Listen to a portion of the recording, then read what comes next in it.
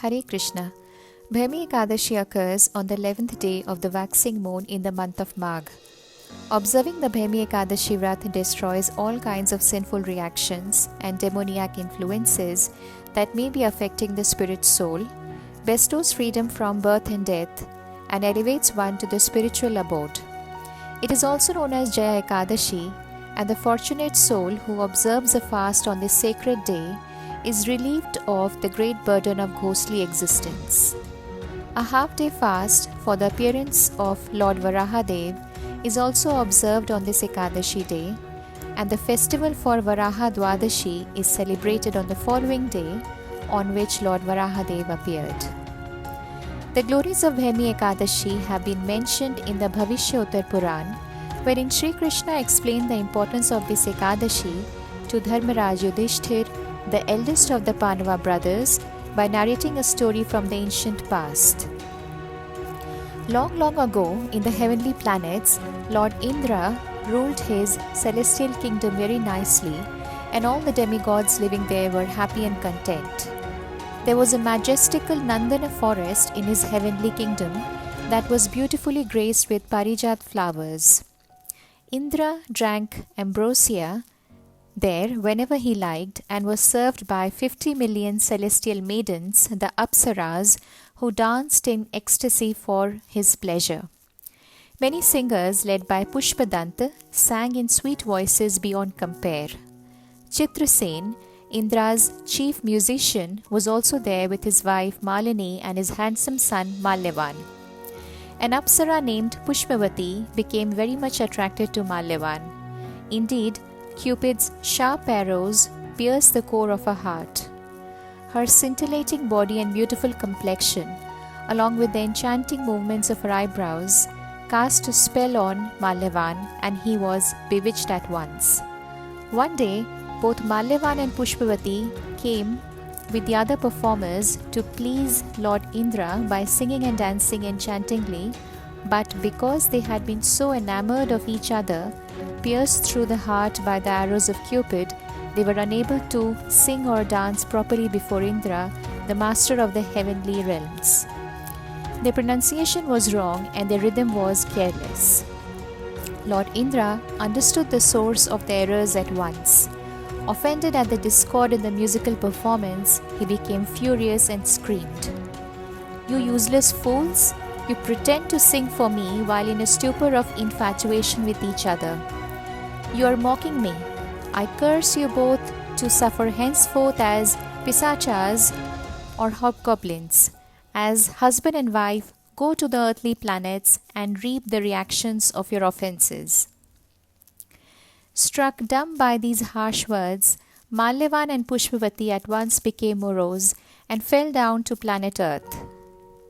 Immensely distressed, and their celestial intelligence vastly diminished by the effects of the Lord's fierce curse, they lost their sense of taste and smell, and even their sense of touch.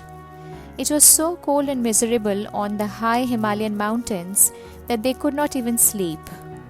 Roaming aimlessly here and there in those harsh altitudes, Malyavan and Pushpavati suffered more and more from one moment to the next. Even though they were situated in a cave, their teeth chattered ceaselessly because of the snowfall and bone-chilling cold, and their hair stood on end because of their fright and bewilderment. In this utterly desperate situation, they both lamented. However, by their great good fortune, it so happened that very day was the all-auspicious Bhaimi Ekadasi. Because of their misery, they neglected to drink water, kill animals for food, or even eat whatever fruits and leaves were available at that altitude. Thus, they unknowingly observed Ekadashi by fasting completely from all food and drink. Sunk in misery, Malyavan and Pushpavati collapsed beneath a peepal tree and did not even try to get up. The sun had set by that time. The night was even colder and more miserable than the day. They shivered in the frigid snowfall the whole night and couldn't even sleep.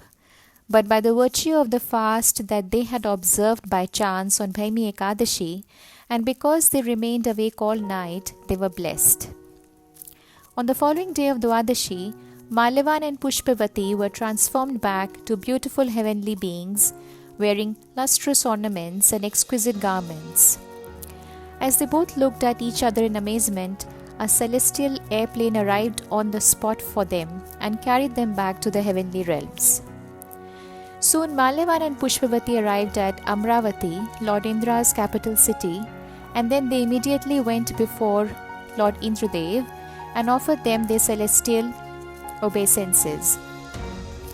Indra was astonished to see that they had been transformed, restored to their original status and forms so soon after he had cursed them to suffer as demons far, far away on earth.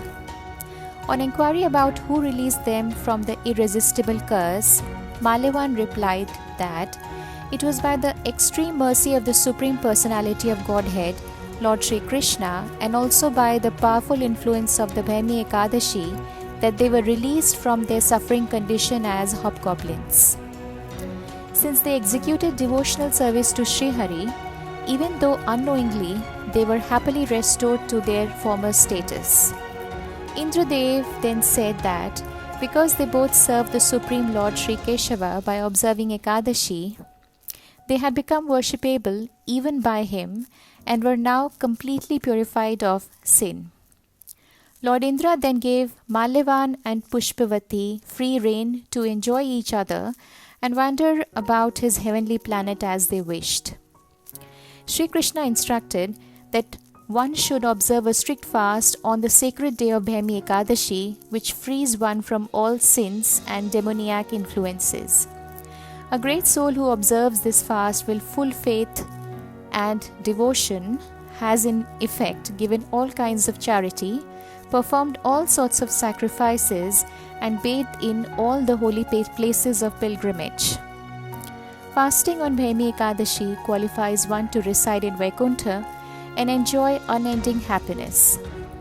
In fact, one who even hears or reads these wonderful glories of Bhaimi Ekadasi achieves the blessed merit attained by performing an Agnistoma fire sacrifice, during which the hymns from the Sama-Veda are recited.